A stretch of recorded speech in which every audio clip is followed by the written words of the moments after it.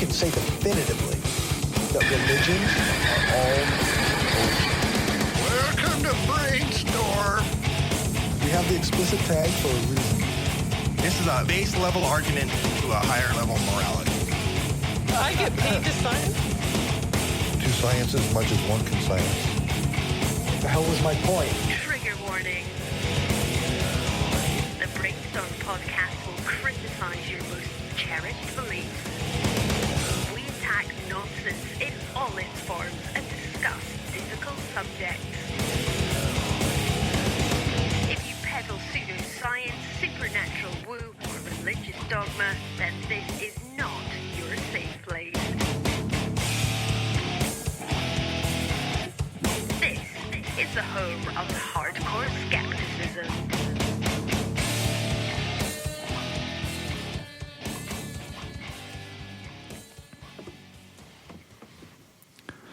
Hi, and welcome to the Brainstorm Podcast Skeptic Studio, where we do interviews and have an open discussion on a topic related to current events or critical thinking. I'm Corey, and my panel tonight are Destin. Hey. Leo. Hello there. Lisa. Hi. Angela. Hi. And Renee. Hello. With the always amazing Dave doing sound. That's me. That was like the dirtiest hey I've ever heard. That was almost like present. That's what I was hoping for. We're here in Roman Empire Studios in Regina, Saskatchewan, and today is March 3rd, 2017. Somebody's audio is still on. Is that me? Somebody is live streaming the live stream within our while we studio. live stream. Live streamception. Feedback loop. It's not me. I don't listen to this show. Not me at all. It's not me. Mine's not playing. Anyway, okay. We broadcast live at 8:30 p.m. Central Standard Time every second Friday on Spreaker.com. Tonight's guest is Marissa McCool, host of the Inciting Incident podcast, blogger for lordsofpain.net, and author of The PC Lie, How American Voters Decided I Don't Matter. Thanks for joining us. Thank you so much for having me and attacking me with your intro. And how many people are in the studio? 47? Is that about right? Ish. 47. Well, that's Canadian, so in American it's about 4. Okay, fair enough. No, there's 7 of us. We're like the dwarves. You can be Snow White, and we'll be the dwarves. Yay! I get to be the princess. Woohoo! Yeah, with But we'll get your consent before we kiss you. Well, yeah, like that's a thing. Unless you're sleeping in a glass case creepily in the forest, in which case TV I am and not movies tells me I Princess don't have to. Okay.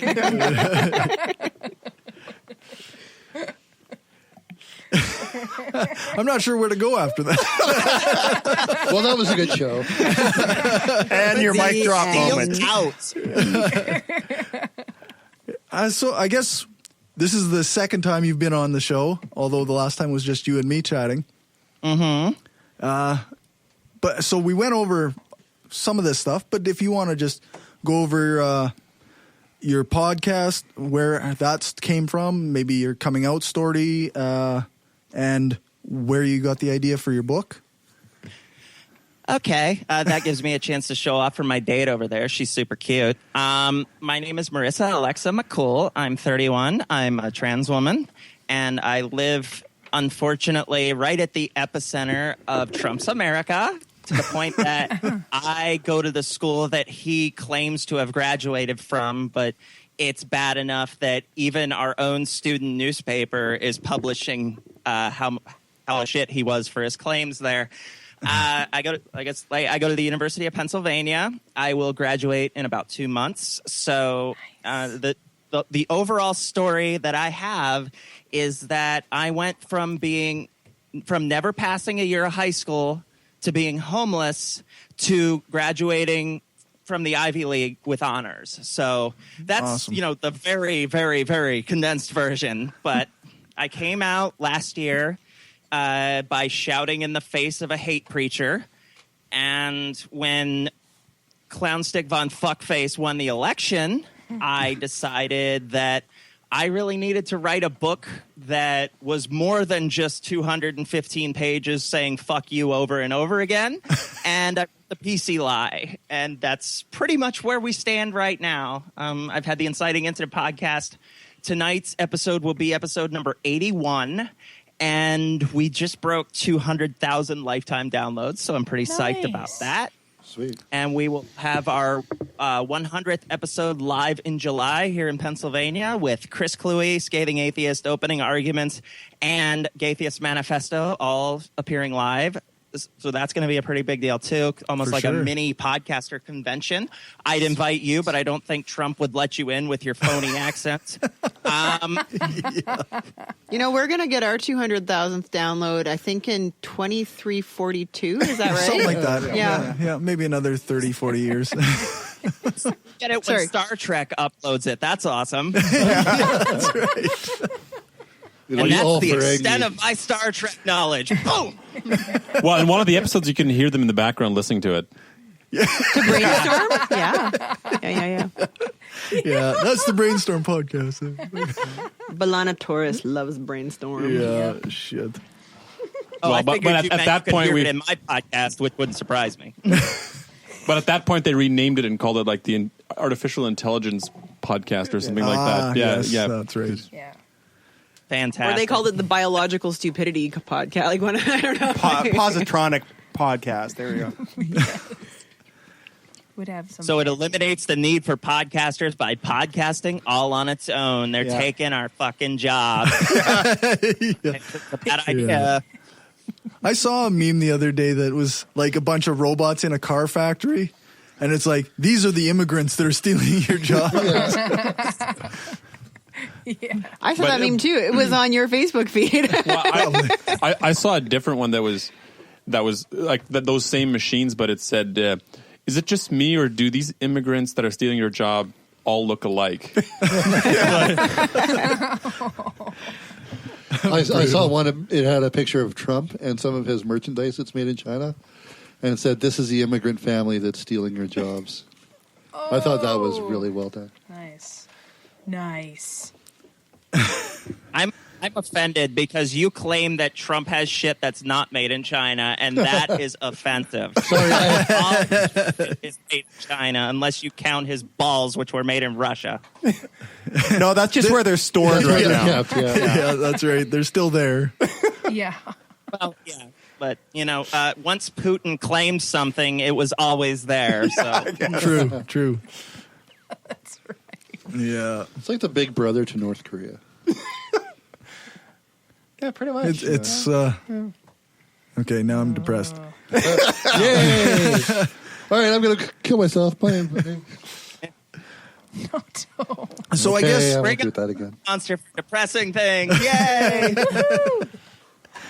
So I guess I'm going to cheat a little bit unless anybody else gets any other questions. But I'm starting a project about discussing social justice. So as a start to that, I'd like to get your take on what social justice means to you. And I guess that's a good place to start. What is social justice? Social justice is actually believing that people who are not of the mainstream, whether that's sexuality, gender, social class, interests, it basically says that, hey, they're people too. Maybe they shouldn't be treated like shit. And there are people, I'm not naming names, but they might be cis, hetero, white people who think they're oppressed. I don't know anybody like that runs this country or anything. But, the people who are in that class who think they're the real victims came up with the term social justice warrior as a pejorative. Like, oh, look at that person fighting for someone else's rights. They're such a social justice warrior. And those of us like me decided if that's what we're going to call us, if that's what they're going to call us sarcastically, we'll just run with it. So we wear the term social justice warrior, SJW, as a badge of honor. And we are really concerned with the rights of LGBT people, of immigrants, of non-Christian religioned people, whether that's, atheist or Muslim or Jewish, because right now there's only one religion that's not under attack, and it's the one that thinks they're under attack. Yeah, that's right. So that's pretty much Scientology? where I stand. That we also fight against those myths that Tumblr invented gender identities in 2009 or something, because it's such bullshit and it's so condescending. So it's fighting for people and also fighting against stupid myths that get perpetrated at the expense of marginalized groups. Fighting against myths seems like something that I'm all about.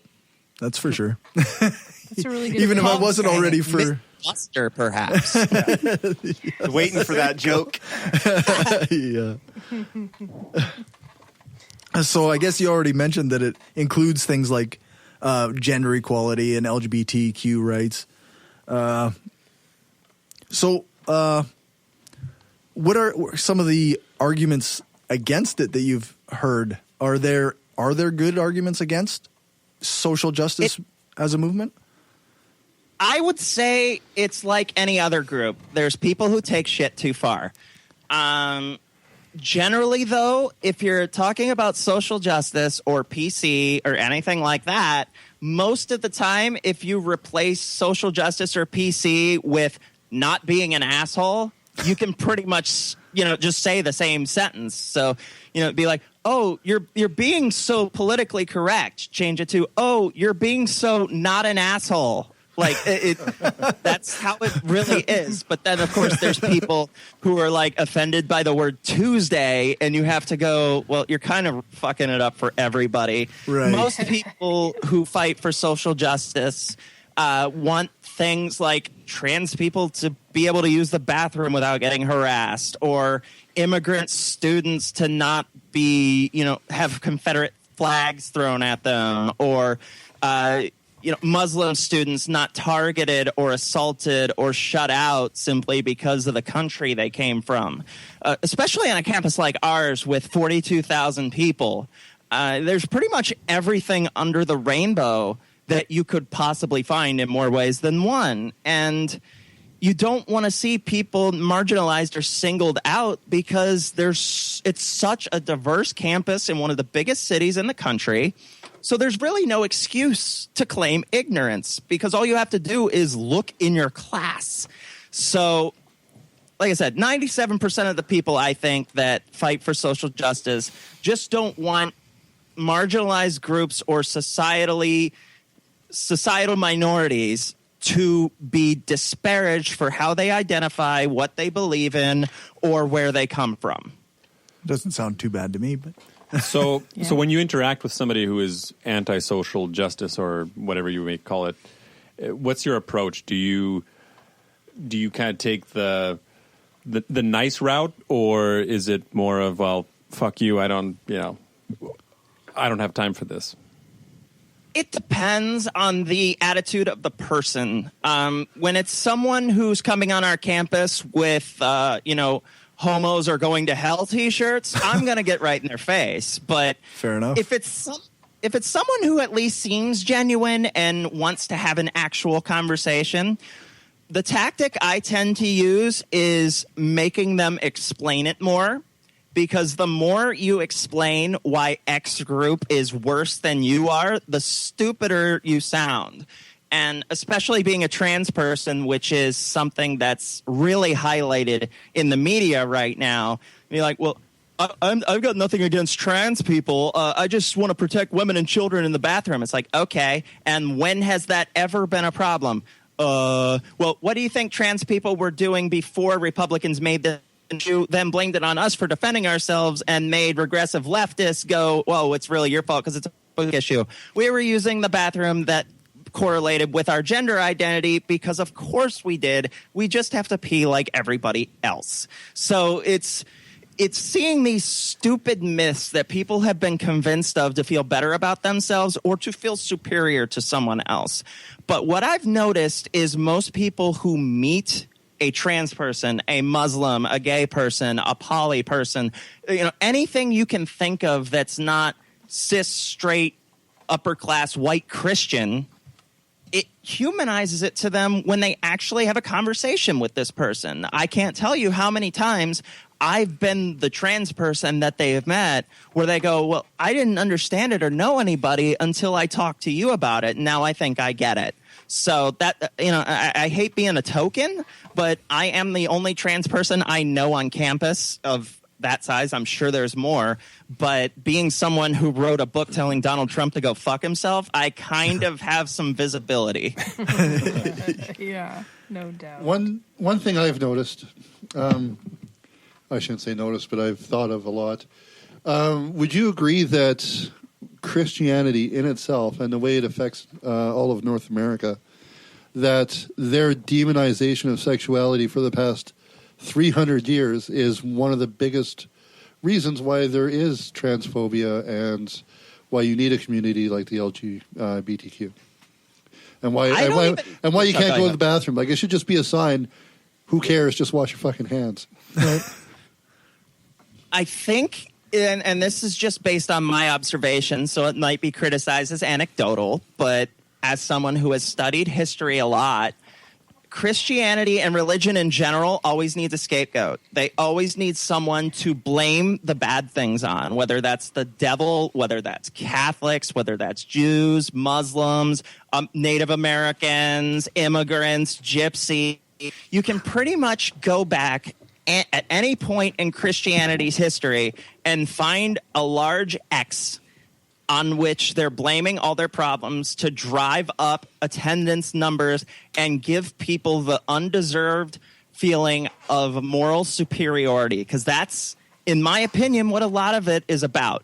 Now, that's not to say everybody who goes to church feels that way, because there are people who live up to the words of Jesus and do charity work without needing to take a selfie so that they can show off to all their friends how good of a person they are. Yeah. But when you look at the rhetoric of the mega churches, or people on the radio who have massive audiences, or Jim Bakker or anybody like that, what you see is someone who doesn't understand a thing, refusing to understand a thing, turning it into a caricature that they can use to elevate themselves. So, for a while, it was gay people. It'd be like, these people are different because they do things other than heteronormative, straight, engaged male sex.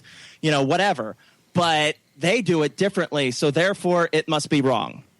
And that gives them, not only this feeling of my way's right and better than yours, which is kind of the whole religion in a nutshell, but it also goes, here are these group of people that I'm better than. And then in between us is everybody who agrees with them because they're just as bad as the devil or whatever. Yeah. And, you just use a bunch of buzzwords like sin and, against God, abomination, whatever. It really doesn't matter what it is. You can switch out the word gay for Jewish or trans or whatever you want. It's the same goddamn argument over and over again, because people love to feel morally self-righteous. And what better way to do it than by kicking a group that's already down, different from you, and then you can, pat yourself on the back for being a good person. That was really well said. It seems contradictory, though, doesn't it? Like picking on somebody, a group that's marginalized, and then calling yourself a good person. Well, if you think about it, if you pick on somebody that's not marginalized, they're probably going to hit you back, and you don't want that. That's true. So, you go after a group that's been oppressed or repressed. Obviously, I represent trans people, or I am a representative of trans people. I only represent myself. I don't claim to speak for any other trans people. But, we only have become visible in society, if you want to stretch it, since Stonewall, and that's less than 50 years. So, when you have somebody that's been invisible for that long, and suddenly people who surround themselves with only people they agree with and who have the exact same beliefs as everybody else, here's this queer interloper that looks different, talks different, and isn't like them. So it's really easy to be able to say, that person is wrong. They're not one of the good people like us. We do it the right way. It's always convenient that people talk about God's way or the will of the Bible always happen to be the ones who fit what God wants. Isn't that convenient? And it's also, I think, that's a very good point, but I know people who truly believe that shit, and that's what worries me most. There are people out there who actually think that this is moral truth. Yeah. And that Bizarre. puts like that's a whole new dimension to the whole system, where you have people actually believing that this certain person, this group, this category, these people are not doing the right thing, or they are not in the right area of moral being. Mm-hmm. Mm-hmm. Yeah, that's.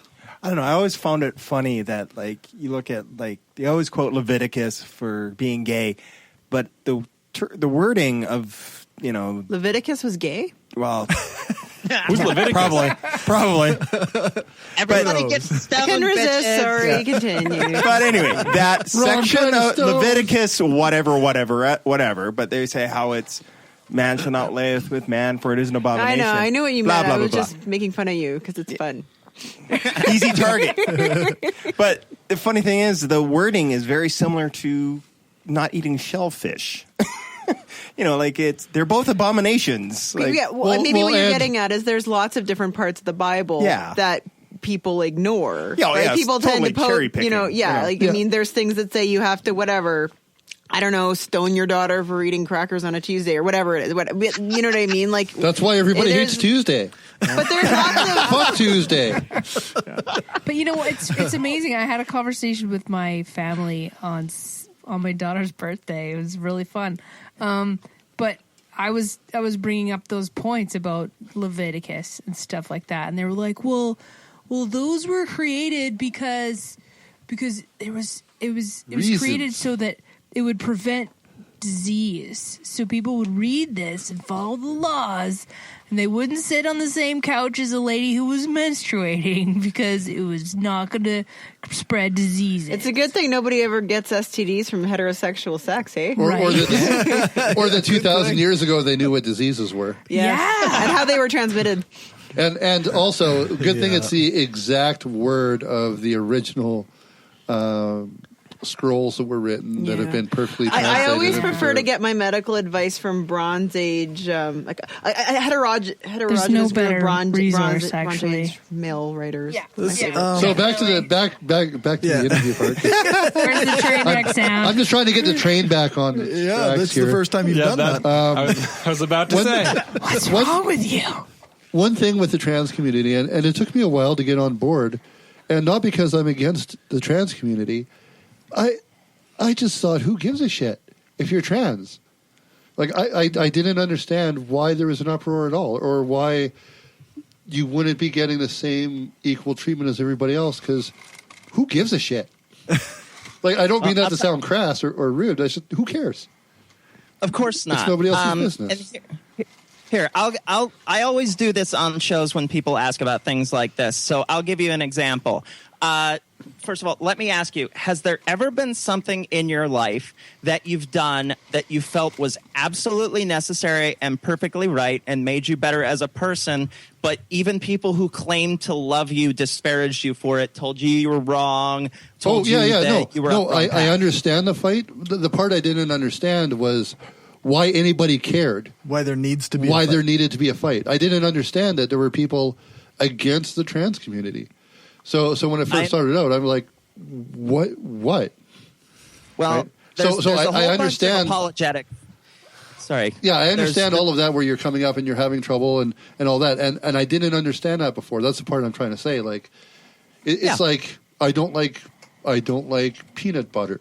But it goes back to what Marissa said about people having backlash against things they don't understand, right? My grandmother just doesn't fucking get it because she grew up in the 30s and 40s, and she's just like, I don't understand how this person who is born biologically male says that they feel like a female or what. Like, she just can't even. She cannot wrap her 1950s brain around it. Like, and she just, I don't know. Like, she's not a terrible person, but she just. what she's missing is she doesn't have to get it to respect it. That's true. The biggest thing. My super red conservative grandmother who voted for Trump and is proud of it, when she sat down with me, she said, look, I don't get it. I will never understand this, but you're still my grandchild. So it's really that easy. When you know, even if trans people were mentally ill and they're not, even if, taking hormones or getting gender affirming surgery changed everything, it wouldn't matter. It doesn't matter, because if you're born James and you say, hey, I want to be JJ for the rest of my life, nobody goes, well, that's not what's on your birth certificate. I'm going to call you James. It's the same thing, except we just happen to identify differently than what we were born. We are not a sum of our parts. We were given the incorrect appendages when we were born, and there are now ways that we can fix that. And it's that simple. But even if it was a mental disorder, even if it was a mental disorder, that would not justify the shitty treatment, because nobody can say that person's schizophrenic. They can't go to the same bathroom as I am because I fear for my own safety. It's such bullshit. Yeah. It's also like it doesn't affect anyone else. It only affects you. It's you say this is, I don't, okay. Well, like, even if it know. was a mental disorder, it's still not a choice. You don't choose. None of it's a choice. I'm just saying it doesn't affect. Like, you were born, like you said, with the wrong appendages. But people being against gay marriage, like why? Who cares? Nobody's going to make you get gay married. You don't have to get for gay the married same reason that I got married. shit when I moved in with my boyfriend, because it was trivializing my parents' marriage. It's the devil. What does your relationship have to do with their relationship? Apparently, it has something, because. No man deserves you. You're too good. Wow. I hope your husband doesn't listen to it. Carson, some Skittles. So bad. I'm after the Skittles. You're more than welcome to have Skittles. Well, here's a great way to put Skittles. it. You know those people who don't do anything but share Facebook memes that have a thing on them and think that they helped? Yes, I have friends like that. That is exactly what it is like, because it is far easier to point at something you don't understand and willfully decide to not learn it than it is to decide to learn a thing and grow as a person. So you willfully don't understand something, but you point out and yell about it. It makes you think that you helped, and your way is reaffirmed as the right way, and you have all these other people who do things the wrong way. Therefore, you better person. Yeah, yep. Mic drop. Mic drop. Exactly. It's also it's nobody else's business. So what's there to learn about? It's somebody else's business. Fuck off. Yeah. I've never understood how that's just not the way it is. It just doesn't make sense. That people but that's how it always works. I know. Your business is always someone else's business. This is the way it is. It's like people that like Nickelback. Like it. Whatever. They live their lives. We live our lives. Yeah. They are perfectly entitled to their wrong opinion. Yes. That's right. Okay, but maybe this goes back again to the notion of like people who are religious. To be in a religion is about getting into other people's business, oftentimes, right? And that's not just Christianity, right? It's all of them. In Christianity, yes, okay, you cannot have sex before you're married. In some Islamic cultures, women have to cover their heads or whatever. What I mean? You can't have sex with somebody unless they're 14. You are in everyone else's business in religion, as opposed to a more liberal democratic society that says you are an individual, you are yourself, and whatever, man, you do your thing. It doesn't affect me. Then that's cool. Like it's a different philosophy of life. Well, you have a Privacy Act, unless of course you require privacy. But that whole argument. I mean, thing is, when you have somebody who believes that they have the absolute moral truth. I remember back in the day when I used to go to church, there was one analogy that they would often say, like if you see a bus full of people just like driving at high speeds and there's a cliff, like there's the road ends and there's a cliff, and they're going to just like barrel straight off the cliff, would you not go and tell them that, oh, you should maybe stop? And that's what they... That's what they're envisioning. Yeah, that they were like, well, we have the moral truth. Like, we know that there's a cliff. Right. We need to go tell people. Yeah, some religions are more evangelical than other, and it's about getting into people's business. I think we've talked about that before, where when you think that you own the truth, then of course you're trying to spread it or help But some people get religions it. are evangelical, right? But they, like, so, like, for example, Islam is not really evangelical, and people aren't really trying to convert people to being Muslim typically. But I think there's a philosophy of, like, it's almost like a contagion of bad morals are going to get into their society. That's why they're in everyone's business, because you can't taint whatever.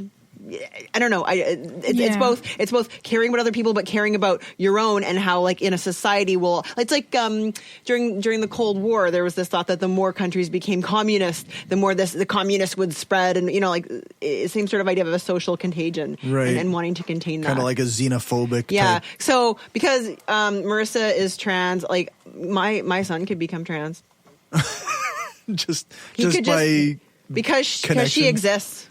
And has to go to the bathroom. Your son could catch trans. Yeah. Well, it's true. That's how we recruit. You know, we're around innocent kids who don't know any better, and they look at us, and, you know, maybe it's a boy, and he sees me with my rockin' purple hair and the pretty dress I'm wearing, and bam, suddenly he's a girl too. That's how we grow. I don't even know if maybe just by your existing that happens. I don't know. Doesn't even take any actual, like, conversion attempt. It's just automatic. I think it's like a quantum wave function. It's like an that area permeates effect throughout society. So when you guys are recruiting, then, so my son is 7 and he's on this autism spectrum. So would you not recruit him because he's autistic? Because you wouldn't want to catch the autisms. Absolutely, right. Because you see, we got one spectrum, the autism spectrum, then we have another spectrum, the gender spectrum, and, you know, those two spectrums are gay for each other, so they can be gay and the trans at the same time. So you get the a more reverse letters rainbow. you have that you represent in LGBT, the higher you are in the gay hierarchy. So since I am, of course, you know, I'm of the LGB persuasion, and I'm also a T. I am super queer, and I leveled up. You're like So Mario. you're with almost up to mushroom. the Latifah, like, right up with. Sure. Yeah. Sure. I don't know what that means. Yeah, I'm not sure where that. I don't know. We're making up a hierarchy, so I don't know what that means. Have a but Skittle, that Dustin. Have a sounds good. Skittle. My brain went Scientology. That's like OT level 4 on the day. so like Grand Wizard. Although I'd rather not go with that one. Yeah, that one's kind of loaded. Yeah, there's no. some connotations that one doesn't want to carry there. Yeah, maybe. So there's a question I need to ask. Sure. Don't. Shit. Actually, No. I bet it's all right. Yeah. Your typical question actually is not probably that- okay it's, today. It's actually not that question. Oh, okay. If you could only get one message out, and it was post-mortem and on your gravestone and something there for everybody to see for all time, what would it be? It would be that whether you're gay, bisexual, trans, queer, autistic, disabled, a different religion, no religion, anything, if you live your life in a way that helps other people and you do the best you possibly can for the people you love and even those you don't know without needing to be rewarded for it, without needing to have that pat on the back that religion supposedly gives you, the reward of, yeah, do the good thing because you're going to heaven. No, do the good thing because you're a good fucking person. Don't do it because you want something from it. Do the good thing because it's a good thing. That is the message I would have.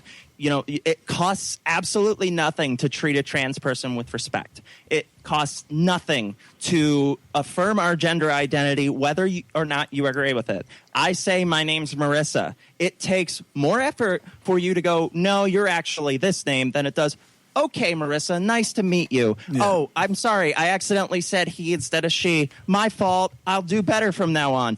That costs you nothing. And you can take that and replace it with any of the things I just said or pretty much anything else.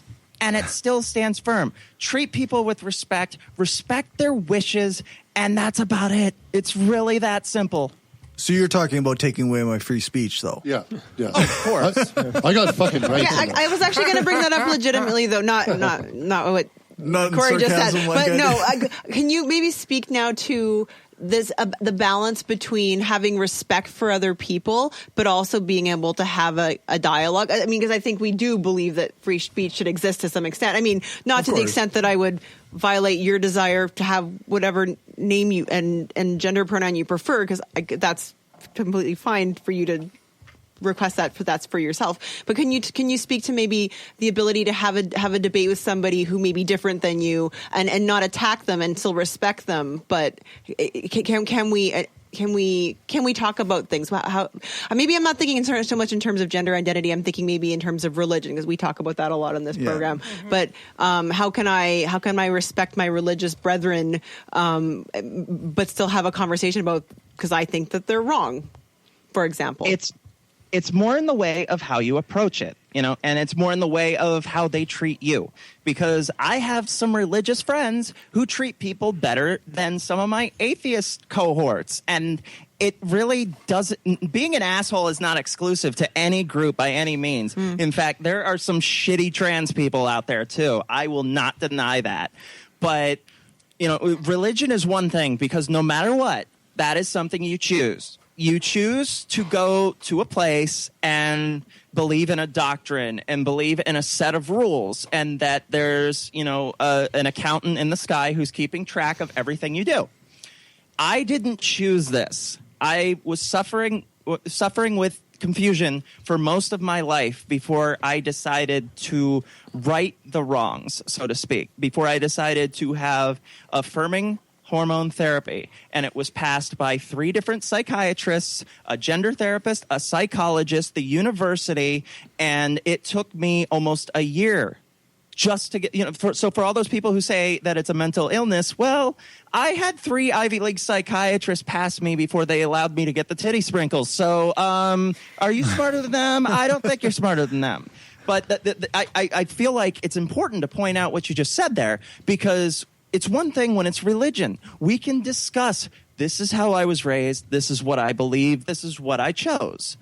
When the conversation is about my gender identity, I'm more than willing to explain to somebody who has never encountered it or who has never experienced it what it's like. But when they start from a position of, you are not a person, or you are lesser of a person, or I want my invisible friend to send you to the lake of fire because you exist, it's awful hard to have a dialogue then without going, go fuck yourself. Yeah. So it really depends on the issue. If someone's willing to be open, if someone's willing to have a conversation and not immediately default to their shitty opinions about people they don't understand, we can get somewhere. And there are religious friends of mine, there's religious family of mine who may think that about me, but they love me more than their preconceived notion. And they are able to say, Marissa, that is what you want to be called. I don't understand it, and I probably never will, but I love you more than I want to fight about this. Mm-hmm. So I know that in the past year, things have become very hard to predict in the U.S. Yeah. But to say the least. Sorry. But how do you see, kind of in the coming years, how is this issue going to be treated? How it's going to be perceived by the people? Kind of what's a very general forecast of LGBT issues in the U.S.? Well, look, in 11 years, we went from electing a dumb president because gay people kiss to it being national law. That's how quick it can happen. 3 years ago, when I first tried to come out, I saw an immense amount of resistance from even people I would consider allies. 3 years later, those very same people are apologizing to me for how they treated me.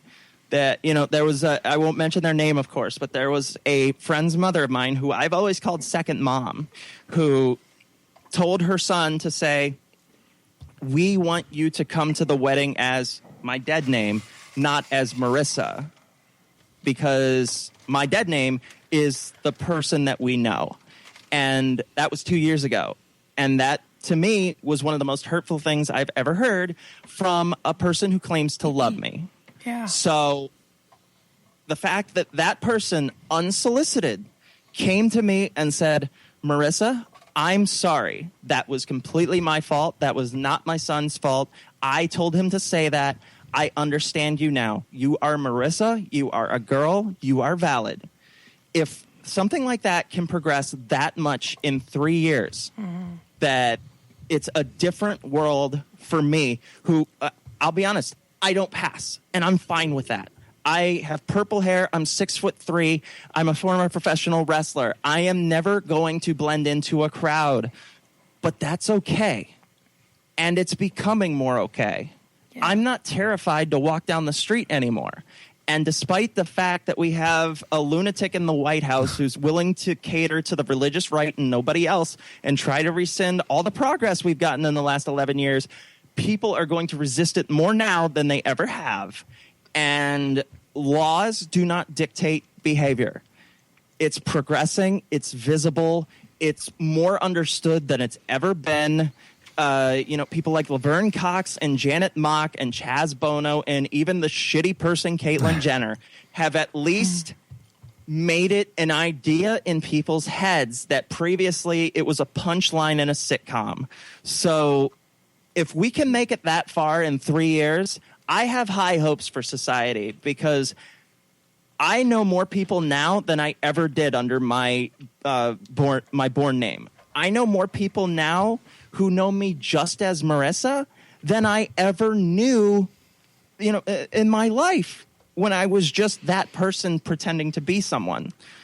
So if someone like me, a visibly queer, visibly trans girl, can write a book that people buy and do a podcast that people listen to, I think it's going to be okay. But I can't become complacent in that, and I will yell and scream and swear and do all I can, especially for the trans girls and trans men who do not have the privilege that I do, that do not have thousands of people who are willing to support them, that are not in relationships with people who understand them and affirm them and support them and encourage them, because there are plenty of trans people there who don't have anyone who respects their identity, who don't have anyone that's there to say that you are loved no matter what, who don't have friends who are willing to say, I may not understand it, but I love you more than I need to understand it.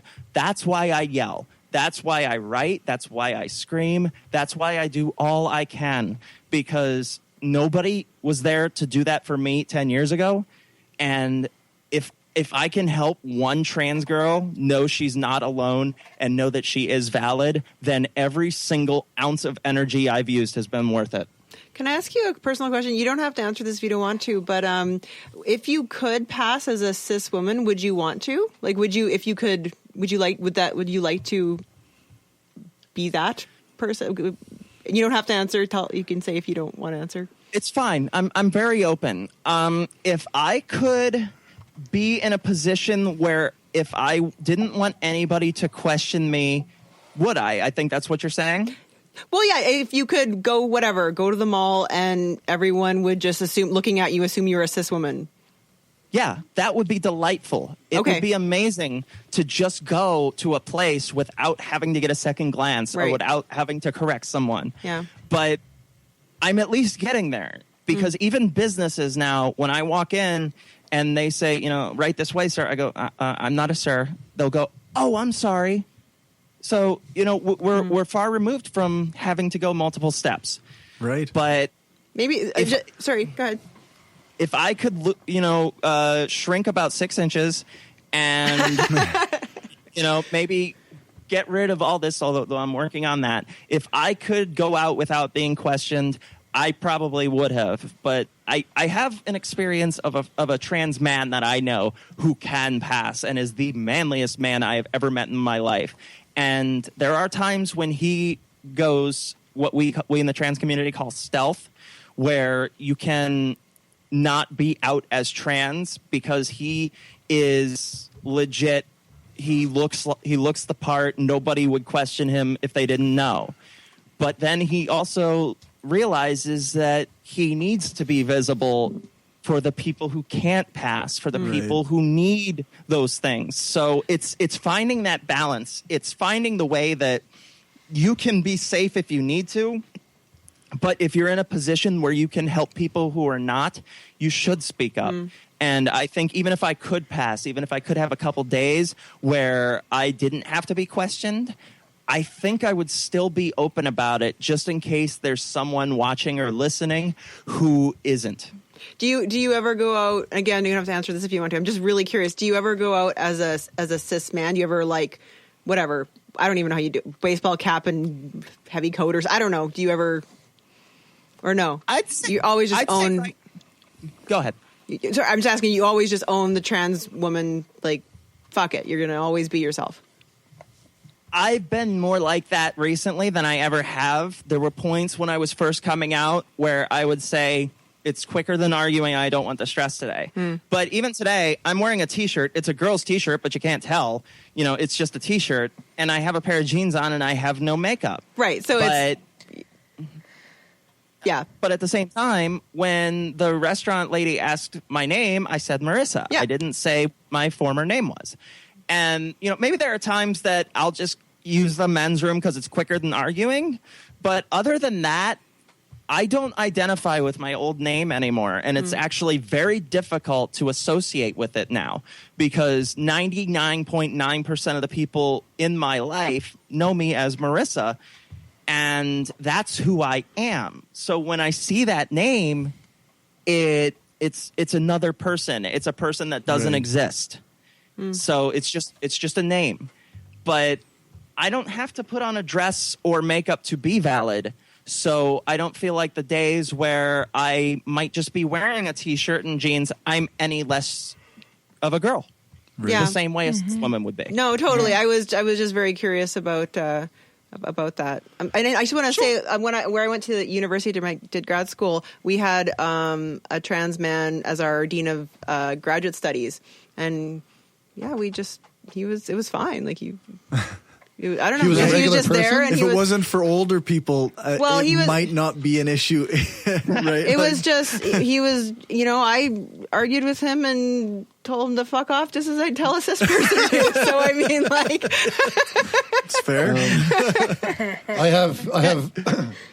have two trans friends that are getting their tops done at almost like within a week of each other, and it's really funny because they're going the opposite way. I'm like, I should just introduce you guys, and you can just trade. Right? But trade heads. like My husband's a trans man, so we often joke. It's like, hey, trade you the boobs for the appendage. So if that could be a thing, we totally. Well, you know, the head transplant thing's coming, so that might be the easiest way. But that's so freaking disturbing. But the thing is, and this is where what I was about to say gets actually serious, is for both of them. Like if you're a trans woman, you're cutting off an appendage, right? You're not going to make that decision lightly. So it's not like somebody's like, you know what? I'm not going to be a guy anymore. I think I want to be a chick. There's a whole process in place. Nobody too. thinks of it that way. Yeah, like the people that don't understand or that aren't supportive think that it's just an easy decision to switch sides. Yeah, but not all trans women are going to necessarily have the surgery, that's right? true. No, and you're still a trans woman. You still get to be a woman even if you don't do the surgery, right? Yes, but these two are going the whole thing, right? The whole shebang. And then if you're going the other way, if you're coming, if you're getting your top lopped off, you no longer have nipples. Oh, it's major, right? For sure. You lose your nipples. You don't have them. That could be devastating for somebody. Which I imagine would play into their decision whether or not to do that. Not an easy decision. Yeah. So yeah, I don't get it. I don't understand how people think it's a simple, easy decision to make. Because it makes them feel better to think that it is, and that way they can cure us much easier. Because it's really easy to be trans, right? Super easy. Yeah. It's funny. It's totally easy. It's all sunshine and rainbows. Your wedding story reminded me of my sister who's lesbian, and her best friend asked her not to come to her wedding because she didn't want her to come with a female date and take over the show, or which is literally what she told her, and she didn't get to go to her best friend. Such bullshit. They weren't best friends after that, but yeah, that happened. Oh, sure. wow. It was very hurtful. The only wedding I didn't go to, I actually uninvited myself from, and it was a straight wedding. I just didn't believe in it. Yeah, We all know I mean, whose I'm wedding that okay was. if people are straight and everything. I just don't want them to rub it in my face. Right? Like, Yeah, if I was I have making straight out. friends and it's totally cool, but when they like kiss, it's so disgusting. gross. Ew. Like, yeah, Gross. I mean, God, just don't throw it in my face. Like, give me a hug, but don't like hit on me. No hetero. Fantastic. Okay, can I ask one really ignorant question? Like super, super, super ignorant. No. If you haven't picked up on it, I'm pretty open. I'm just really curious. I'm trying to be respectful of my questions, but anyway, so just tell me to fuck off if I'm being really. Okay, so if You just want somebody to tell you to fuck but you off. say you're a trans. She just wants Sorry. to be told to You're fuck a off. trans. I'm pushing it. Okay, you're a trans woman. Your partner is a trans man. Do you guys consider yourselves a hetero couple or a gay Yep. couple, or do you? What do you? Because I think you just referred to yourself as gay. Did you not, or you did not? Sorry, I'm not straight. but if you're a woman with a man, are you not straight? No, my husband is a man. My girlfriend. Oh right shit! Over here, Sorry. Okay, I totally misunderstood. not. My bad. Okay. I'm Okay, I get it. polyamorous. I get it. So, Okay. even though I'm in a straight marriage, I am not straight. Okay. And yes, we do have a straight marriage, but that actually is one of my favorite things because I've said this a couple times on my own Facebook. In order for you to call me or my husband a fag, you have to accidentally correctly gender at least one. That's awesome. And the fact that you're polyamorous, Sure. there's, in a lot of respects, I'm jealous of that because you now have 50% more of the population to choose from. Right? That's Well, that's one way of not putting it, I polyamory, but- suppose. Yeah. Well, no, Nobody it's is true. off limits. Huh? Nobody's off limits. Nobody's off limits. So no, it's that's 50% more of the population. He said girlfriend. See? Yes. She. Sorry, my bad. Yes. My girlfriend. Yeah. You have a husband and a girlfriend, so it's okay, so the yeah. whole world's open to you. yeah. The whole world is. I Open. have two girlfriends. Thank you. There you go. Okay. So Boom. I'm married to a trans man, Right. and his rule is I can't date other guys. That's pretty much it. But I have a cis girlfriend who lives in Vermont and is also a podcaster, and I have a trans girlfriend who is sitting right behind me and is likely melting at every single word I say because for some reason she finds me articulate and awesome. So Nice. Well, it's not an accident that people listen to your show and read your writing. You have a ridiculous amount of energy. That's fantastic. Yeah, and definitely a good way with words. Better than ours. thank you. You have all the words. You have the great words. Your words are The best fantastic. words. Best words. They're huge. Huge words. Leave it. The big league vocabulary. Yeah. Yes. Many people know this. Exactly. It's because of your genetics. They're superior. They are. They are. Actually, if we change the contrast, you would be a little orange. Duck face. Don't insult her now, okay, man? Like, geez. Jeepers. That would just be on the monitor, though. So. Yeah, yeah. Yeah. Just because I'm trans, I can dish it out just as well as I can. My 7-year-old actually calls him the orange bully. That's awesome. That's a really good name. really That's very good. appropriate. Yeah, my 7-year-old autistic son calls Trump the orange bully. My son says Donald Trump from when like Colbert and Yeah, Stewart yeah. were. Anyway, it was Yes. hilarious. That's what he says. Yes. I think my favorite nickname for him is the innovator of silence. Because anytime you hear something he says, you have to have that moment where you stop and go, wait, what? You squint. He makes you squint. Like, what? The thing with Trump, I can't actually listen to him. I can only listen to the people imitating him. I can't watch anything that he's in, any of his speeches. I can't do it. No, me neither. I actually get all of his speeches by watching SNL. I was Yeah. actually. I watch all of his speeches. Is that right? Really? I Oh can't yeah, do it. I can't. it's for Because you hate Too yourself? painful. it's for my field of study For school. purpose. Yeah, like I What a time to be in poli sci, I man. know Like, it's perfect. Yeah, it's no longer political science. It's Way to poly. go, Leo. Good job. Yeah, but I actually enjoyed it. It gives you a lot of material to analyze how adrenaline. No, like to analyze how political systems work, like where you can have like a huge upset of weird shit, and you can analyze like how does this shit happen, and you can actually approach it in an academic way where it's beyond the insults of calling him orange, where you can actually say like, oh, see, these are some of the things that cause this kind of shit. I listened to his one last speech there, His one last. Not the second last, the one last. You're bigly good with words Bigly, too, Corey. Yeah, I'm bigly. Except I was listening and he kept saying big league, and I was thinking, I wonder if people are thinking that he's saying bigly when he's actually saying big league. No, he really said bigly. Like he made it an adverb for real. He did, and it's something that's often confused. Like you can actually sometimes he does just say big league. That's fine, and you can like you're like, come on, pick a word and fucking say it, or pick a series of letters and say them. Yeah, it's also a hell of a time to be an impressionist because I am. I can do atheist podcasters, but for this specific thing, I can do someone who ran for president in this last election, and I can do the last 4 presidents. So it's always a lot of fun to sort of do those voices criticizing Trump. That would be fun. That's an entire podcast and YouTube. Yeah. So could we hear some of these impressions? Sure. Give me a thing you want me to make fun of Trump for doing. Anything. It doesn't even have to be real. Desiring his daughter. Oh, yeah. Okay. That's scary. Yep. That's creepy as fuck.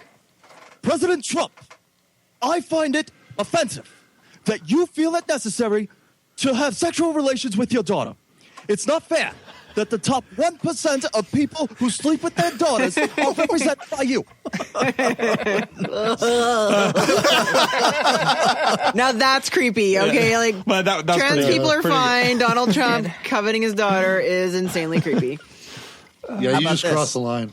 Yeah. Mr. Trump, I'd just like to say that leaving the office was a mistake. If you were going to sleep with your daughter, I may approve of many things. I open up diversity, but I will not have child fucking in my former bedroom. Fuck. No, okay. I'm so sorry about it. One more. I'm so sorry. How about criticizing Obamacare? And I guess you know the candidate who would do that, or the person. Well, I think if we're going to put in health care, we're not going to be able to make it free for everybody. Wouldn't be prudent. Not going to do it. Not going to do it. Did you want to plug your show and your books? Book and shows? Sure.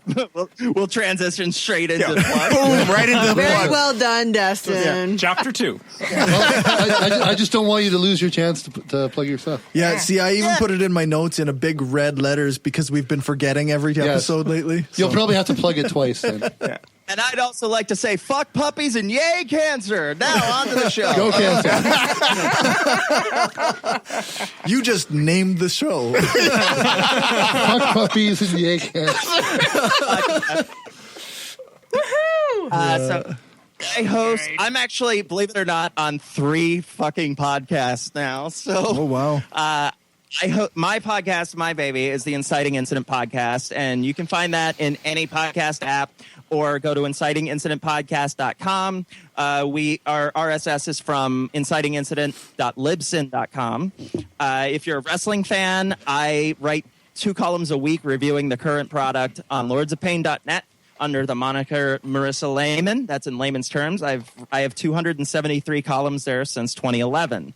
I have a blog that accompanies our podcast that I often use to talk about my transition and issues that may not be big enough for an entire podcast, partially because I also tend to interview a lot of other people, and that doesn't give me a great amount of time for personal reflection. But that's incitingincidentpodcastblog.wordpress.com. My 2 new podcasts, one is called Doubting Dogma, and I'm the co-host of that with a recently un-Mormonized girl, a friend of mine who I filmed her wedding, and then she came on our show to talk about the military because she's in the military, and then I got her into cognitive dissonance, and the rest is history. So that's that's Doubting Dogma. We're just on episode 3. That'll come out Sunday. And I was invited to be a part of a geek nerd flavor podcast called Full Frontal Nerdity. Nice. And that's a good name. my role on that show is to be the dumb girl who gets absolutely nothing.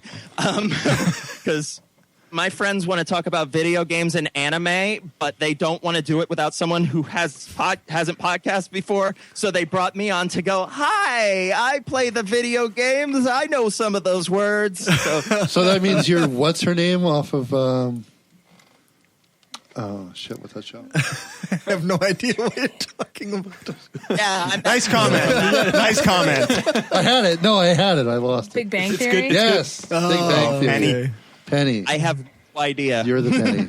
There you go. See, I'm doing it already. I have no idea. Perfect. Smile and look at me, so it balances it out. Sweet. And your book, I guess, are you working on a new one? I thought you mentioned something on Facebook. I finished my new one, and I'm just waiting for the foreword to come in.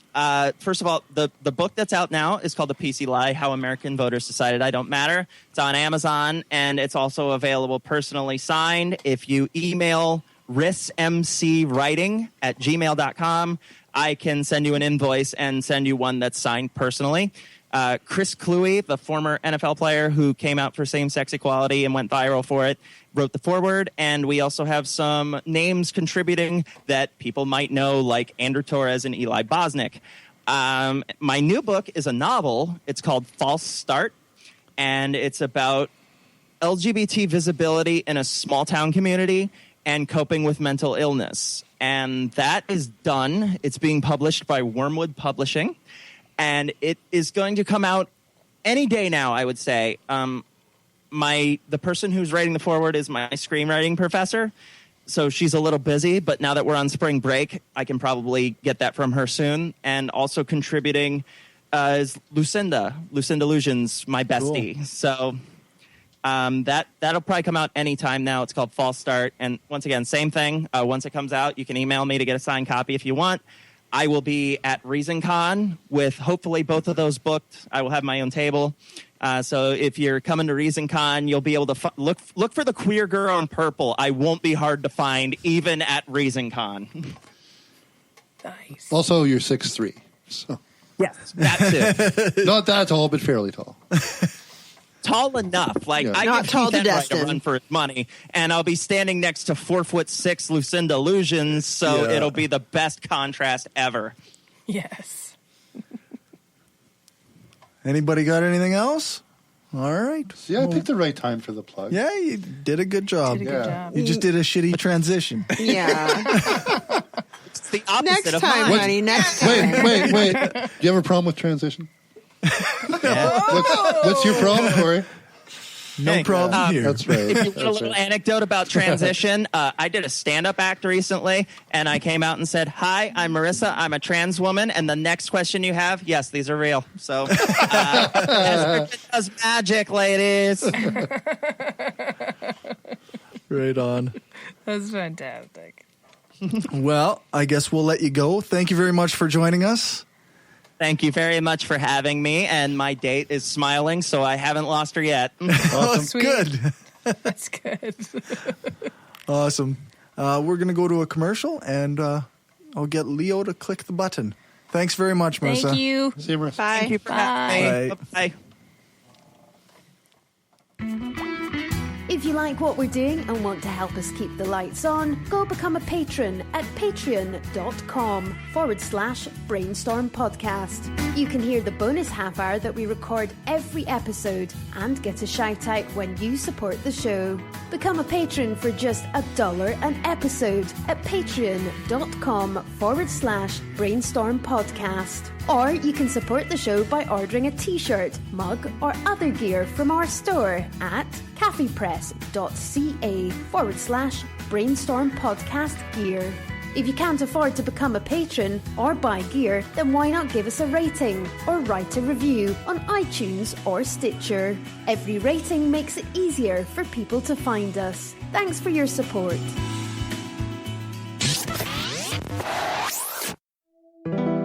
We We are given one life, full of billions of small and large decisions. To be somebody, to change, to be kind, to give hope, to become a better person, and to leave a lasting impact on this planet. It is a decision to be made every single day while your heart is still beating.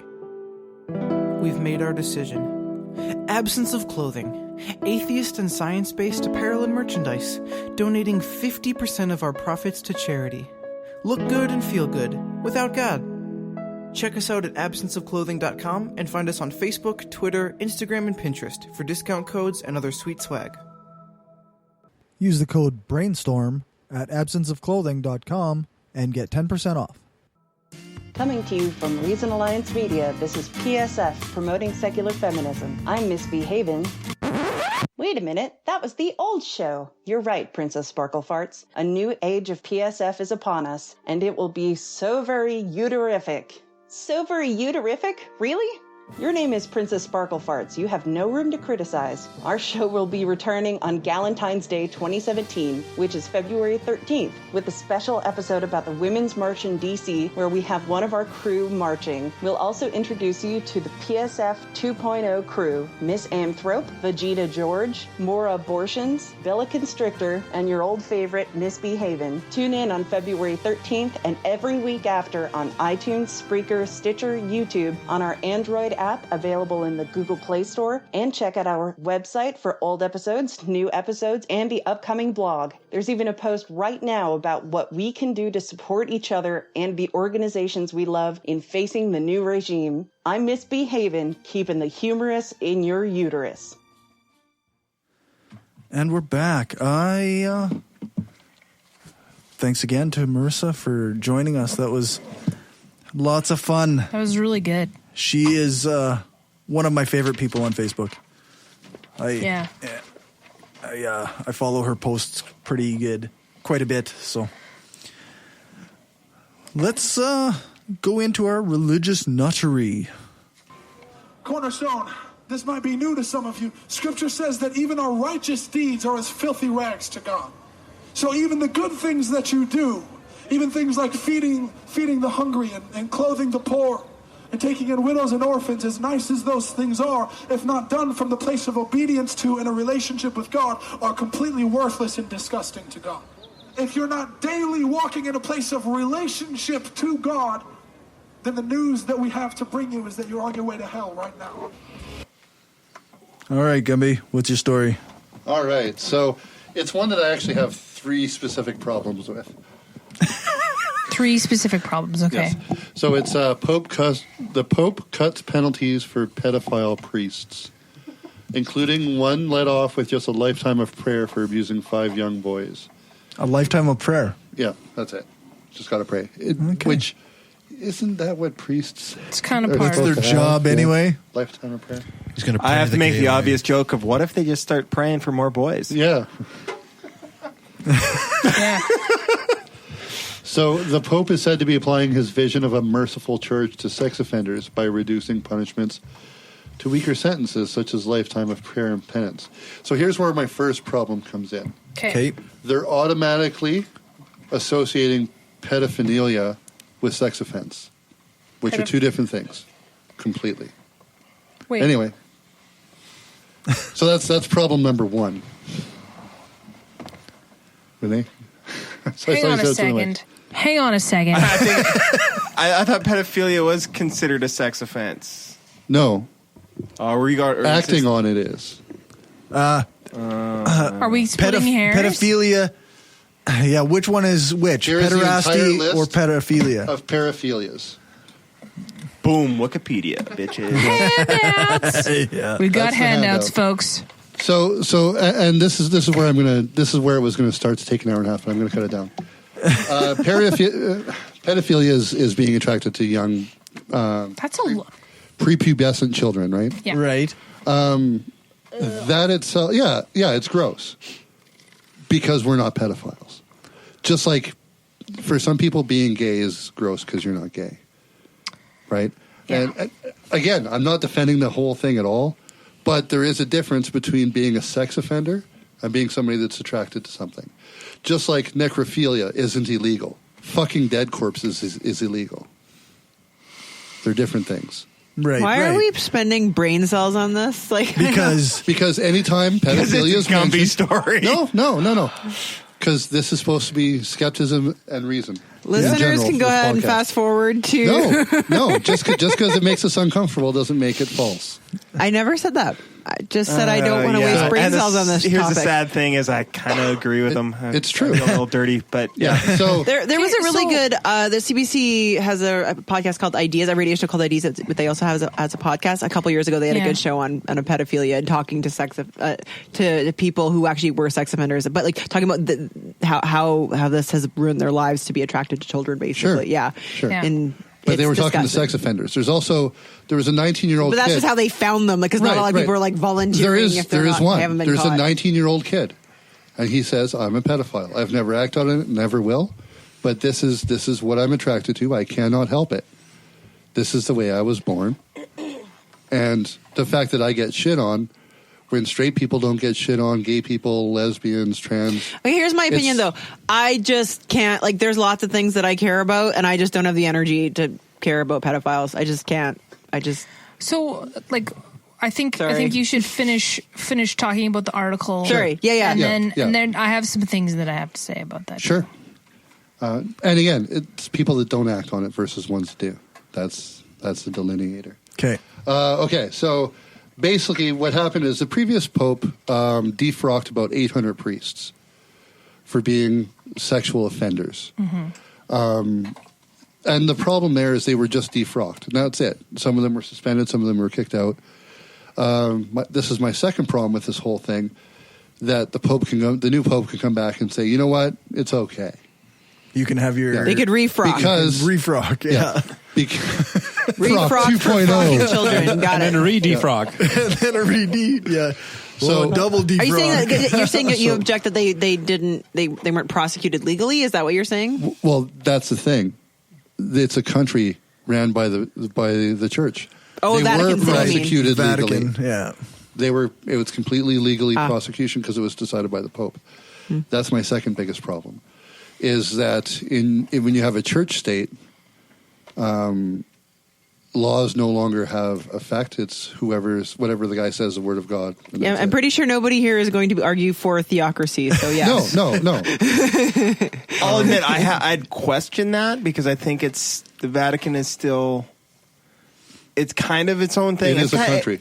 It's a country. It is recognized It's like a as 1 square kilometer country. It's the smallest country in the world. And the only real thing that they don't have is they don't have an UN ambassador. Right. Like that's one of the things, but also neither does South Sudan, I think. Yeah, there are other countries that don't have a UN. Yeah, and there are micronations that are legally recognized as countries that don't have UN. Because I was thinking it was kind of like a case of like, say, Washington D.C. No, it's not part of Italy. Oh, okay. No, Vatican City is a country, and they have the criminal jurisdiction in their country. Yeah, they have full jurisprudence. So the only thing, it would have to be the international law to come in. Just like, let's say the same thing for like the U.S. or Canada or Switzerland or something. Say you can't do that, but that never happens because the UN doesn't really do that kind of stuff unless it's like serious criminal. War crimes type stuff. Yeah. And in any event, they can't really enforce things, exactly. right? It's just it's international law. It's like, sounds good, but it's actually like not as powerful as actual law. Unless you want to threaten war against them. Like if you could get, so if somebody commits, war crimes, then sometimes countries will step in like, no, we're actually going to come and stop you. Yeah. But so number 3 of my issues with this, Pope Benedict, the last pope, who served for 8 years, defrocked 800 priests for it. That's 100 priests a year. That's one every 3 days. Jesus. That's a lot. But it's not a national or international problem. Right. Define international problem. You mean that the church says it's not a problem? Is that what you're saying? Didn't they just say there was something like 1,200 victims or something in Australia of sex offense? Sure. Yeah. Sure. And also in Argentina, that came out the same day. Yep. Yeah. Okay. Yeah, it's nasty shit. So yeah, it's brutal.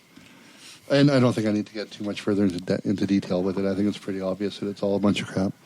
But, sorry, the other part of that problem that I have, none of them were actually caught in Vatican City. They were all throughout Europe. And so how come they can't be tried? In the country they committed the crime in? Yeah. Why wouldn't they be? Of course they should be. They should be. It makes, they're not. Why would they be going back to Vatican City for prosecution because instead apparently they're completely under like papal law or whatever papal law. Don't they do? Shouldn't overrule. No, well, it shouldn't. no, Like I ambassadors, question or that. you don't have like diplomatic immunity. No, because there have been priests in Canada prosecuted for it. Well, so the way I think question that, but the way it works is so. In a lot of these cases, I guess the Catholic Church finds out before any charges are laid, and so they bring them back to Vatican yeah. So City first. They're like, all right, we're gonna move you, no extradition, and then before charges are laid and before like arrest warrants are issued, and so if you do that before, then you can just bring them back to Vatican City and like, all right, you're gonna sit somewhere in one of these offices and just. So instead of hauling ass to Mexico, it's haul ass to Vatican City. That's Right. That's So the church makes it seem like we've defrocked them, they've been totally humiliated, but actually they're actually protecting them. Yeah, they're having to do 600 million Hail Marys and whatnot. Yeah. Like hanging out in Vatican City ain't nearly as bad as going to jail anywhere, even Canada. Like, I mean, come on. Yeah. I mean, the Vatican City is actively helping these guys avoid the criminal justice system in their respective countries. Well, It's probably despicable. in theory to avoid the shame, shall we say, of it, but It's despicable. In Like the least controversial thing we've ever discussed. Like, it's, I don't even know. Like, who's against this? I don't Who's know. saying no? These priests they needed a second chance. Like, like I don't know. Yeah. they're on this week's Scathing Atheist show. There was in the diatribe at the start. He talked about a recent announcement by the Pope that it was better to be an atheist than it was to I be did see a that. hypocritical Catholic. And he went off on this because Kind of like this Pope a bit better than definitely better than the other Pope, like the Then- Benedict. but that's like so better really, than one that defrocked a priest. When it's Yeah. refrocking them is better. Well, sometimes I like him better. But This guy's a popularist. That's all he is. as much as I like a Pope, I mean, like, But the it's also like I would rather eat rotten eggs than shit. yes, exactly. That's Like, exactly what I that's mean. kind of- Yes, it's yeah, a it's like question it's of still scale. not a good thing. Yeah. Well, but he's actually, it's like saying, well, it's better to be a Jew than a hypocritical Catholic or like anything else. Like it's painting atheists as the worst thing you could be. Yeah. You know? Yeah, no, for sure. Yeah. And I mean, and this kind is- of to be fair. I mean, he's still the freaking a pope. Well, yeah, You know, that's, he's that's like- true. He ain't You going know. to be for atheism, right? Yeah. Like, it's unlikely. Like, He still wears the dress and still the stupid hat. You know, like. But my point is that in the diatribe, it's the least elegant thing I ever heard. Noah pointed out that when things like this happen, all Catholics, any honest Catholic, is a hypocrite, and Sure. and it just this kind of thing really speaks to that in my mind. Like The fact that he's making it less of a crime and less serious, makes him a hypocrite. Yeah, and makes him. You can't take him seriously. It's kind Not of that I weird take the Pope because seriously. Pope Benedict was part of the sex crime, like the one that part of the office that was supposed to investigate it, and he was supposedly buried a lot of shit.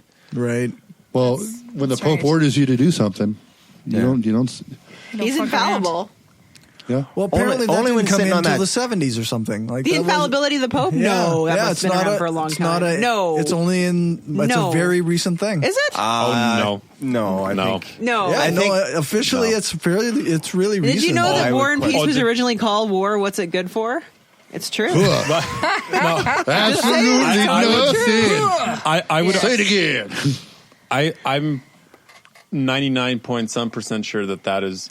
I don't know if 99.2 or 99.7? Because like, what are you? Like, tell us. No, because popes have always been like the way it started. Ordained by God, Like right? the popedom is a successor of Peter, who is the only direct emissary of God, who is who is not wrong. Like he's the only person, Meaning infallible. yeah. Meaning, I don't know if maybe they started using the infallible word, Maybe. but the concept has always existed, 'cause pretty much since the beginning. That this is the guy who hears God. Like and it's that's not it. that all the highest cardinals bishops vote for it's that God directs them Except how to we vote. know It's that God's they- actual choice. they're just a bunch of assholes who No, pick. you're fucking wrong, dude. God we know chose. that it's just a bunch of assholes Yeah, who pick. that didn't sound right. 'Cause, like, they just, It was explained to me in great clarity in Catholic school. Okay? The papal infallibility is a dogma that was defined. This doctrine was defined dogmatically in the First Vatican Council of 1869. Oh, that's relatively recent, actually. Yeah, Not as you're early off as- by 100 years. I was off by 100 years, but I mean, they didn't close enough. stop That's pretty teaching fucking shit in close. Latin until the Vatican II, and what was that, the 60s? Yeah.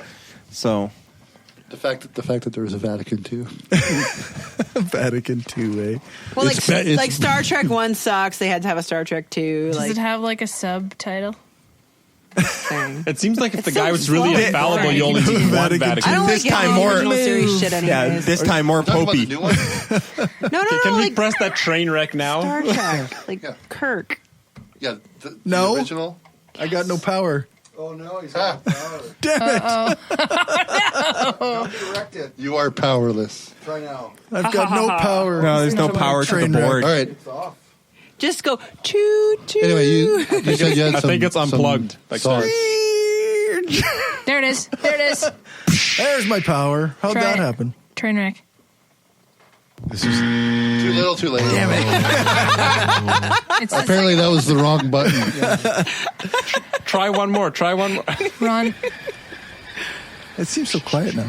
I love you I had guys. to turn it It's so down because funny. Gumby screwed us Yeah, up because with the Gumby intro. pushed it during the intro What an music. asshole. What a jack. I was just trying to contribute. All right, so you said you had something to contribute to. The point I wanted to make about the pedophilia thing was because was the thing about, I don't know, I don't necessarily criticize people that don't act on it, but the whole idea is like law enforcement is having this issue because pedophilia is a thing. It's a real thing that people deal with, and the issue is consent. Sure. Right. Sure. And I'm not Consent. arguing that at all. Nobody is. And yeah, it gives me the fucking heebie-jeebies. It's brutal and it's terrible. And it's just super disgusting. And ugh. The exact opposite end of that is too. That's Like people who only want to have sex with senior citizens. Like what is is that the opposite? gerontophilia. Wow. That's what it's called. Elderly people. I don't have a problem with that as long as it's all consensual. No, 'cause it's Everyone's got consensual. their Wouldn't all elderly faculties in people place. be that then? They don't want to have sex with each other. They just have to because no one else will. Let's be honest. The 80-year-old man would sleep with a 20-year-old woman, and they do when they're rich. Right? Like it's totally a thing. But I have a very bad. Why did he have to bring Trump back into it? I have a bad so but orange. interesting anecdote. Like I was probably 15. Like this is years ago. Okay. I read a news story. I don't know if we want to hear I this. don't know wait, no, if this brings up an anecdote. No. But I read a news story Okay. that like a 94-year-old man raped a 92-year-old woman. Really? Yeah. And this was Jeez. Yeah, and I was just like, I'm gonna keep reading other stories. I don't know. That You almost have to be impressed. Well, No, rape is a bad thing. It's always bad. No, it's not impressive. You're dumb. No, it's a, Give me a sound. Give me a sound. I don't care what sound. There you go. exactly. No, it's and I totally get that it's wrong. And that's exactly what he's saying. I was trying to talk, guys. I prefaced it by saying this is a disgusting story, but I Yeah. just this is one of the things that the only thing that I remember reading while I like in the news prior to like 5 years ago. right. Yeah. it's the one thing that's It's stuck with out you. in your head, yeah. That's the worst. Jeez. Okay, so Things that are wrong and negative can still be impressive. Yeah. Donald Trump's impressive. He's huge. It is impressive how much he's managed. Like he surprised everyone, right? Like, He did surprise everyone. I was recently listening to one of our bonus contents from August of last year. You listened?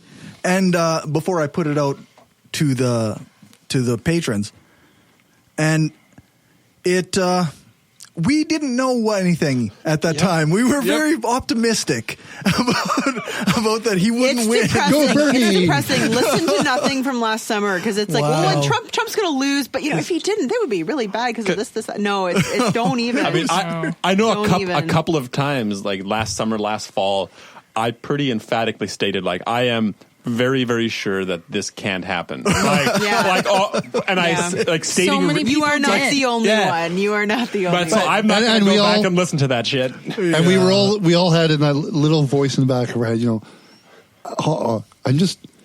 No, I didn't have that voice. I really. I know I don't want it to happen, but I'm really curious as to what. Well, we all had that that Jim Jeffries moment.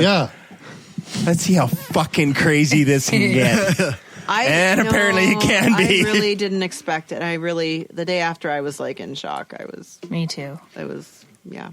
I just okay, you guys know I have my like stupid like hard on for Sam Harris. I just re-listened to his podcast that he did just before the election with Andrew Sullivan discussing all the faults of Clinton and then but why everyone should not vote for Trump anyways, despite all that, how much worse Trump was. Was that the "We're All Cucks Now" episode? No, that's a recent one. No. That one's a very good one as well, actually. I'll admit, I actually listened to that one, and I don't like Sam Harris, but it was actually good. It was good. But the Andrew Sullivan one, actually, I would argue is much better.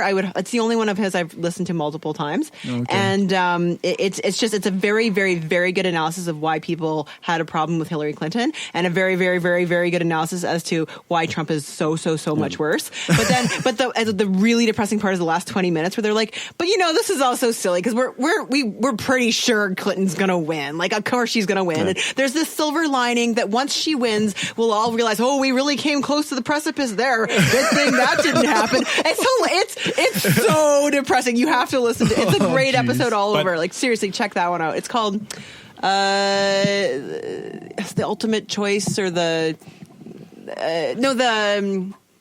Best of Two Evils or something. Anyways, I think it's episode 44. I think it's Lesser of Two Evils. Lesser of Two Evils, yeah. The one thing they do very well is, like, at that time, people were saying, like, well, they're, just both really bad. And he does a very good job of, like, all right, everybody keeps saying this shit, but let's talk about the extent of this evil. Yeah. Kind of. That they're not equivalent. He talks about that as well as at the interview with Frum, the one we're all cucks now. Right. But I love the part where David Frum says, hey man, like I was never a supporter of, what's his name?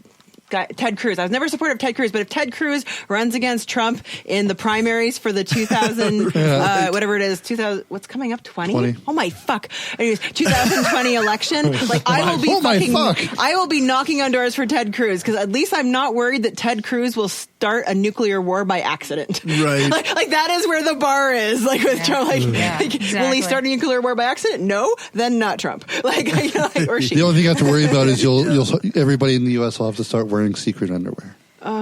No, because Cruz isn't a Mormon. He's not Mormon. He's not a Mormon. No, he's just crazy.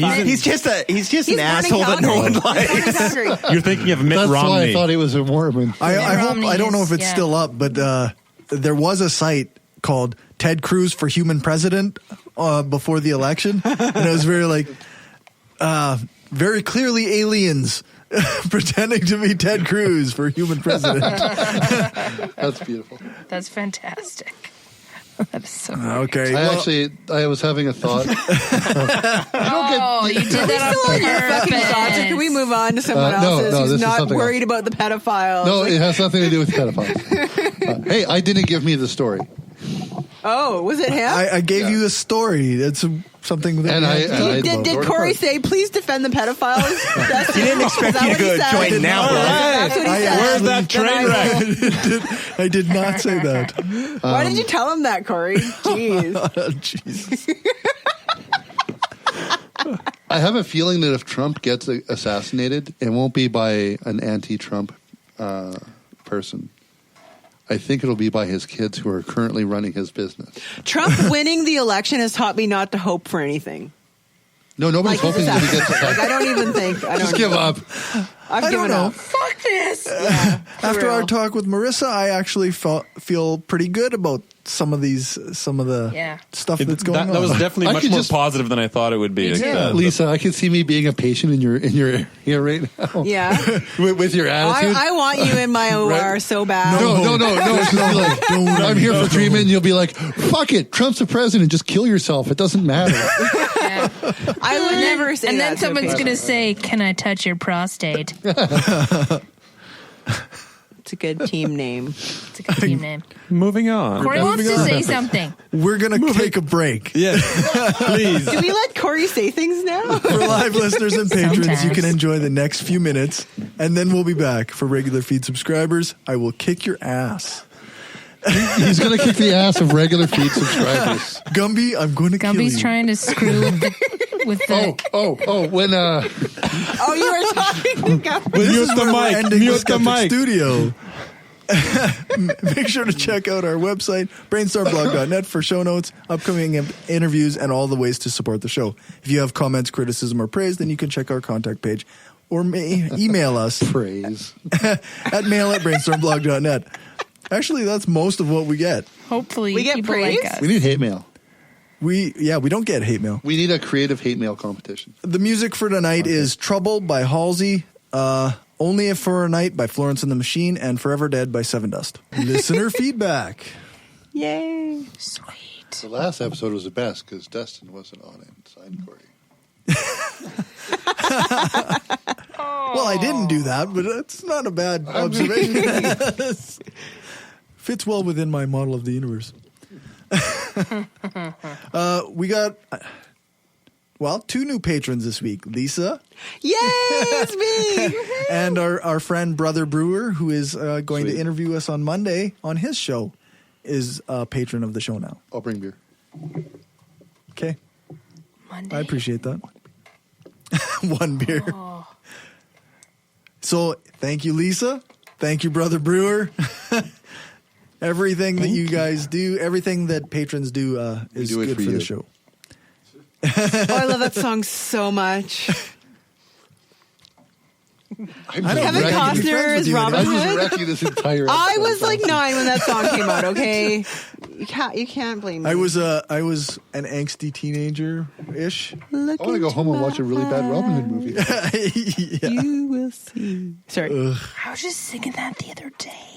so effing good. I think All I did right, an so we Insta didn't have song with any. that one. We didn't have any new iTunes. I should have hit the button then. Your timing's a little off there, buddy.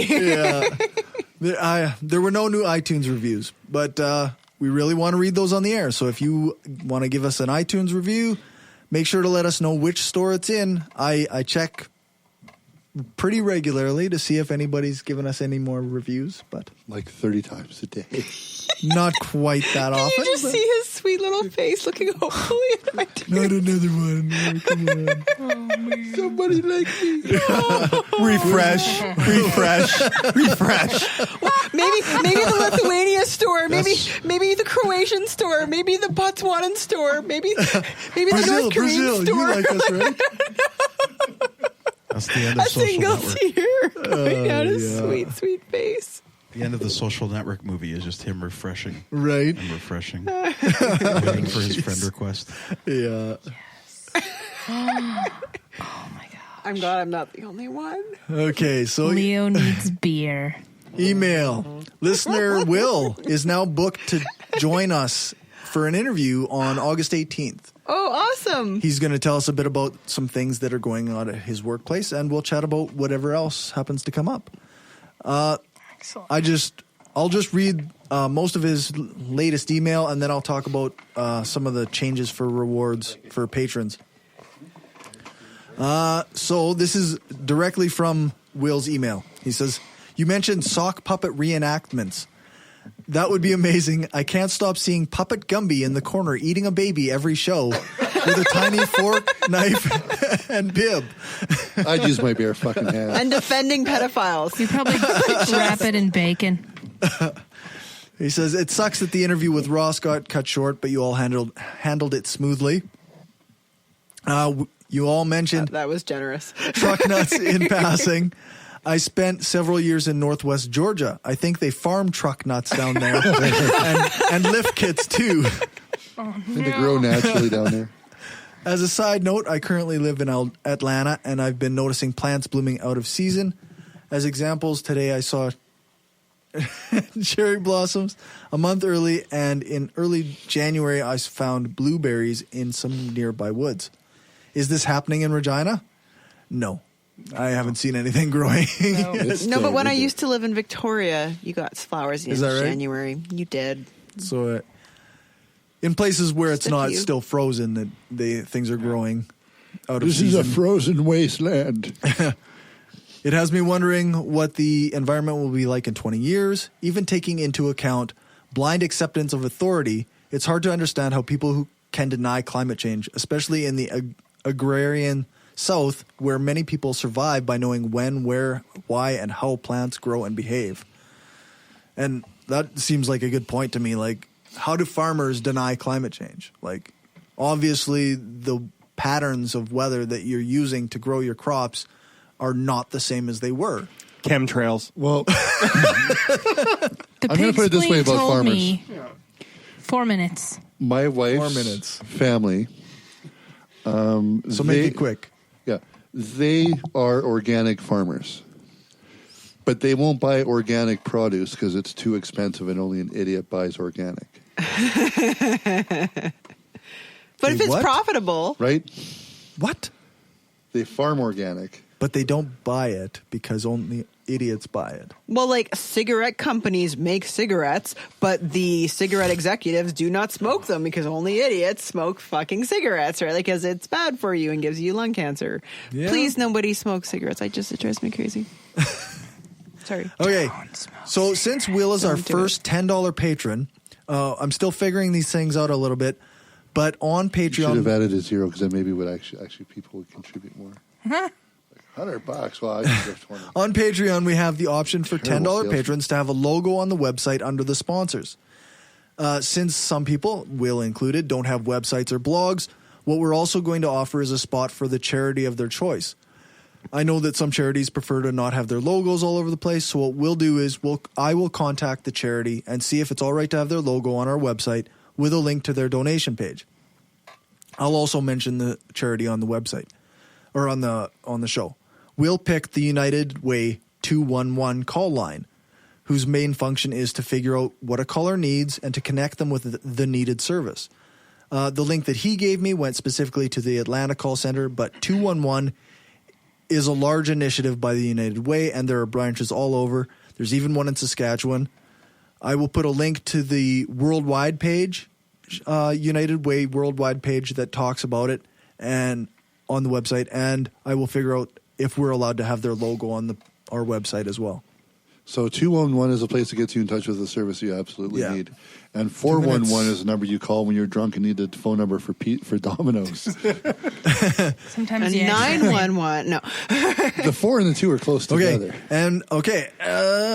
We got to go quick before we move. Quick. Stop screwing around. You stop screwing up. We got to make sure that if you want to know about the Patreon bonuses, they've changed a little bit. Go to our Patreon site, patreon.com/brainstormpodcast. I was on Secular Yakking last Saturday or 2 weeks ago or something. And then I was on the Wayward Atheists again. I may have given Rob on Secular Yakking a little bit too much information about my past. Oh, now we got to download that. So, and on the Wayward Atheists, I was debating the policy of no platforming on universities. I'm going to be on Left at the Valley tomorrow morning, and then on Monday, anyone who can make it from the crew is going to be on the Skeptics Brew Pub. That may be live streamed video. I'll post on the Facebook page as we find out. So that's it. Let's hit that outro music.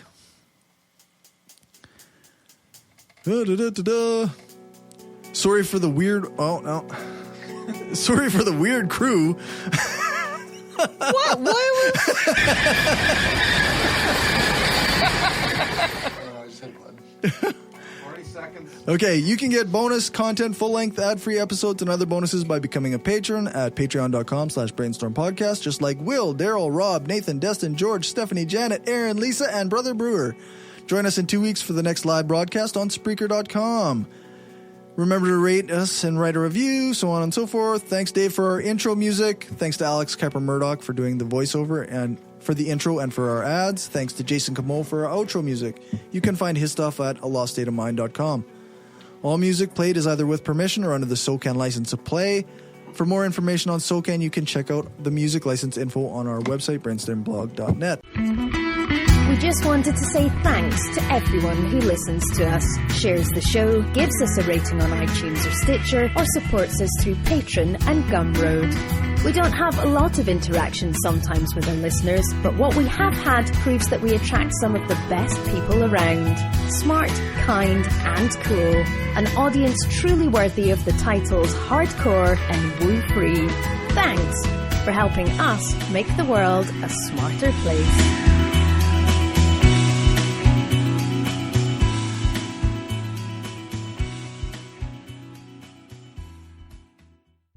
This is an opinion-based podcast. Each person on the podcast is responsible for their own opinions, and those opinions don't necessarily reflect the views of the rest of the panel, any guests, or anyone associated with the people on the podcast, such as spouses, partners, children, other family members, friends, or employers. No one person speaks for the podcast with the possible exception of Corey, and he doesn't speak for anyone else on the show. The Brainstorm podcast does not represent the views of our sponsors.